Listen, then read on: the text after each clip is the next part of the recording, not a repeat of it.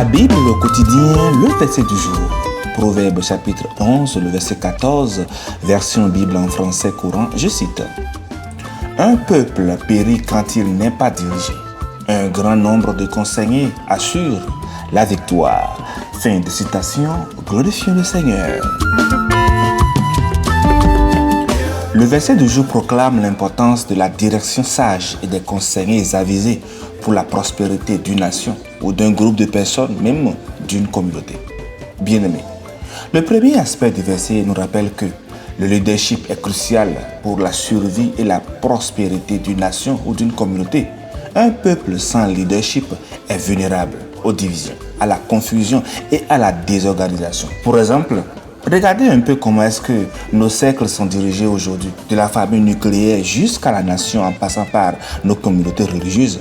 Il manque cruellement dans la grande majorité de leadership.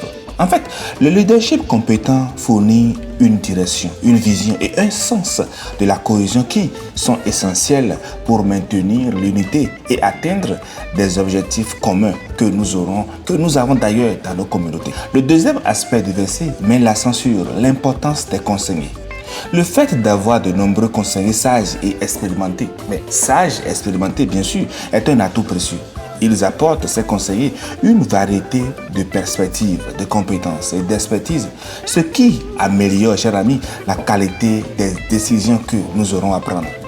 Dans une situation où de nombreuses personnes contribuent à la prise de décision de manière sage et il est plus probable que cette décision soit équilibrée, bien informée et qu'elle aboutisse à des résultats positifs.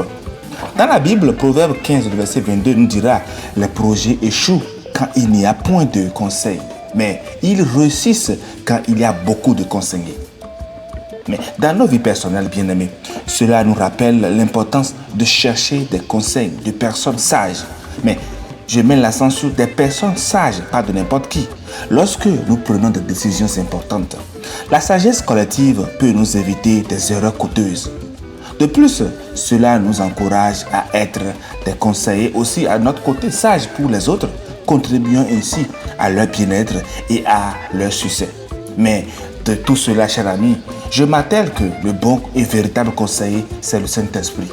Des fois, on peut être amené à se poser la question, comment puis-je être sûr que je marche dans la vérité et que je ne suis pas mes sentiments et mes émotions?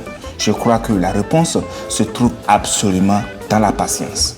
Les émotions nous poussent à agir dans la précipitation, à faire certaines choses tout de suite. Mais la sagesse de Dieu, elle, nous conseille d'attendre d'avoir une image claire de ce que nous devons faire et du moment où nous devons le faire. La sagesse de Dieu nous dit de rechercher une direction et des conseils avisés avant de prendre une décision.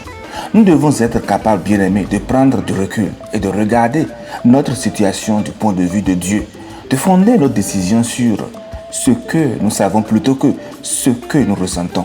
Nous avons besoin de recevoir sa sagesse et celle des gens de confiance que Dieu a placés dans nos vies. Lorsque vous êtes face à une décision difficile à prendre, chers amis, attendez d'obtenir une réponse claire avant de vous engager dans quelque chose que vous pourriez regretter.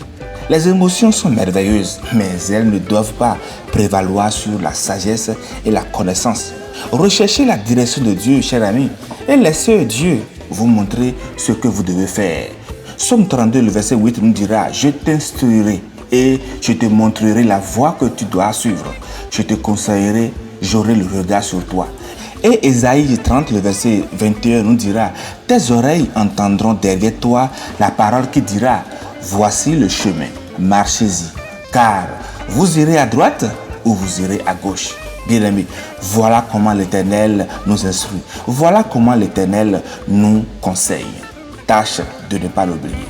Chers frères, chères sœurs, n'agis pas dans la précipitation. Écoute ton Dieu. Il te conseillera toujours. Bonne méditation et laissons-nous conseiller par notre Seigneur Jésus-Christ. Alléluia, chez vous.